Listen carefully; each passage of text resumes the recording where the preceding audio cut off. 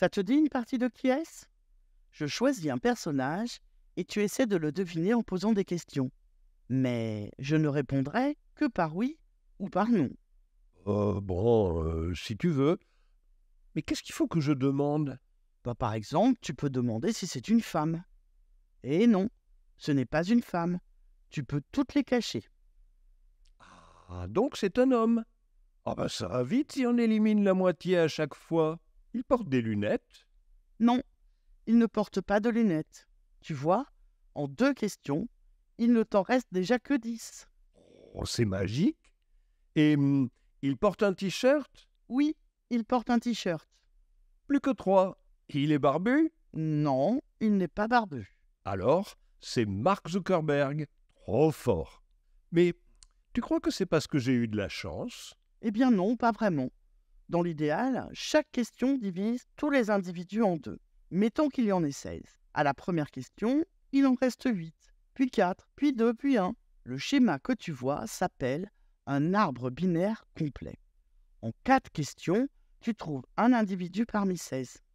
En 5 questions parmi 32. En n questions parmi 2 puissance n. Ah oui, et tu as des exemples de ça? Prends toutes les espèces qui vivent sur Terre. On en connaît environ 2 millions. Mais il pourrait y en avoir 10 fois plus. Le premier à avoir essayé de les classifier, c'est Aristote. Sa première question était « Est-ce qu'il a du sang rouge ?» C'est le cas de tous les vertébrés, au contraire des insectes et des escargots. Aristote ne connaissait que quelques centaines d'espèces. Plus tard est venu Linné, en Suède. Il était beaucoup plus ambitieux. Son système classifiait toutes les espèces vivantes. D'ailleurs, on l'utilise encore.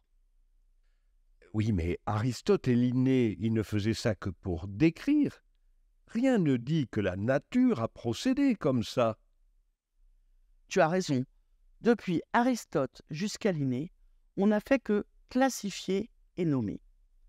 Le premier à avoir deviné comment toutes ces espèces avaient pu apparaître, c'est Darwin. Tu vois ce diagramme? C'est la seule illustration de son livre « L'origine des espèces ». C'est bien un arbre qu'il a voulu représenter. À chaque bifurcation apparaît une nouvelle espèce. Il y a pensé pendant longtemps avant d'écrire son livre. C'était tellement bien pensé que sa vision est encore valable de nos jours, même si l'arbre est devenu tellement touffu qu'on parle plutôt de buisson du vivant. Très impressionnant. Et donc finalement, les arbres binaires existent, au moins depuis Aristote. Mais comment elle est venue, cette idée-là? Oh, tu sais, elle est plutôt naturelle. On utilise les arbres comme outil de classification.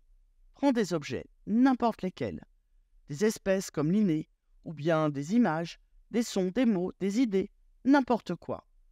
Maintenant, disons que tu sais définir une sorte de distance, un nombre qui dit à quel point 2 objets ou 2 groupes d'objets sont proches. Bon, admettons. Et alors? Eh bien, tu regroupes les 2 objets les plus semblables, et puis tu remontes, en créant des liens entre les groupes d'objets les plus proches, jusqu'en haut. Tu as bien construit une sorte d'arbre. Ça s'appelle un dendrogramme. Si tu le coupes à l'horizontale assez haut, tu obtiens un petit nombre de groupes, et chaque groupe est assez homogène. 2 objets d'un même groupe se ressemblent plus qu'ils ne ressemblent aux objets des autres groupes. Ah ben oui, c'est à peu près l'idée des classifications d'êtres vivants, d'Aristote à Linné. Et ça peut servir à autre chose? Tu plaisantes. C'est un des outils de base de l'intelligence artificielle actuellement. Tiens, prends un exemple simple, la reconnaissance de caractères. On dispose d'une base de données de chiffres manuscrits. A priori, ce ne sont que des images, toutes différentes. Mais 2 zéros sont plus proches entre eux qu'ils ne sont d'un 4. Donc, si tu les classifies, tu pourras non seulement regrouper entre eux tous les 0 et tous les 4, mais surtout identifier comme un 0 ou un 4 la prochaine image qui te parviendra. Alors c'est comme ça que les ordinateurs arrivent à transcrire les écritures manuscrites. Et aussi les livres anciens dans Gallica.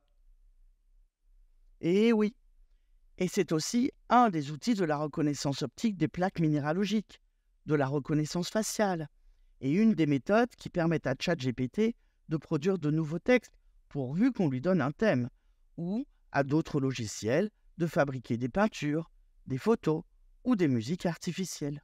Eh ben dis donc, ils en donnent des fruits ces arbres binaires.